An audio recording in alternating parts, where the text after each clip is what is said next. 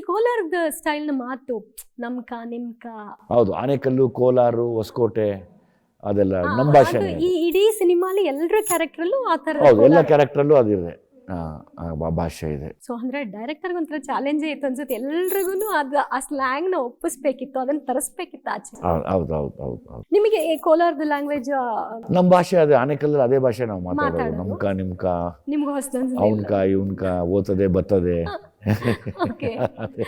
ನಿಮಗೆ ಹೊಸದನ್ಸ್ ನನಗೆ ಬಹಳ ಹೊಸದು. ಸೊ ಹೇಗೆ ಪ್ರಾಕ್ಟೀಸ್ ಮಾಡಿದ ಅಂದ್ರೆ ಶೂಟ್ ಹೋಗೋಕ್ಕೂ ಮೊದಲಿನ ಪ್ರಿಪರೇಷನ್ ಅಲ್ವಾ, ನಾವು ಹೋಗಿ ಶೂಟಿಂಗ್ ಹೋಗಿ ಏನೋ ಮಾಡ್ತೀವಿ ಅಂದ್ರೆ ಫಸ್ಟ್ ಆಫ್ ಆಲ್ ನಾನು ಅದನ್ನ ಸೀನ್ಗಳನ್ನ ನನ್ನದ ಸ್ಕ್ರಿಪ್ಟ್ ಇತ್ತು, ಜೊತೆಗೆ ಆದ್ರೆ ಹಿಂದಿನ ದಿವಸ ಏನಾದ್ರು ಚೇಂಜ್ ಇದ್ರೆ ಅದನ್ನ ಕಳಿಸ್ಬೇಕಿತ್ತು. ಅಂಡ್ ನಾನು ರಾತ್ರಿ ಬಾದ್ರೂ ಕೂಡ ಫೋನ್ ಮಾಡಿ ದಯವಿಟ್ಟು ಕಳಿಸಿ ಅಂತ ಹೇಳ್ತಿದ್ದೆ.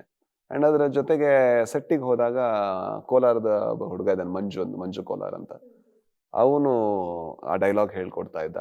ನಾನು ಪ್ರತಿಯೊಂದನ್ನು ಕೂಡ ಅದನ್ನ ಮತ್ತೆ ಬರ್ಕೊಂಡು ಗೀಚಿ ಆ ಡೈಲಾಗ್ ಶೀಟ್ ಅವ್ನು ನನಗೆ ಕೊಡ್ಬೇಕಿತ್ತು. ಅವ್ನು ಸರ್ ತಗೊಂಡೋಗ್ಲಾ ಬೇಕಾ ಅಂತ, ಬೇಕಾ ಅಲ್ಲ ಇರ್ಲಿರ್ಬೇಕು ಅಂತ ನಾ ಜಗಳ ಆಡ್ತಾ ಇದ್ದೆ.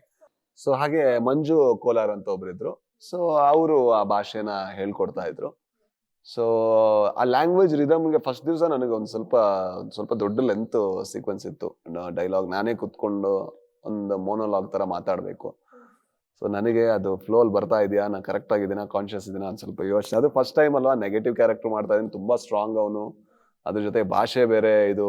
ಅಂಡ್ ತುಂಬಾ ನೀವು ಹೇಳಿದಂಗೆ ತುಂಬಾ ಹೊಸ ತರ ಸೆಟ್, ನಾವು ಮಾಡುವಂತ ಪ್ಯಾಟರ್ನ್ ಬೇರೆ ತರ, ಇದು ಬಹಳ ಬೇರೆ ತರ ಸಿನಿಮಾ.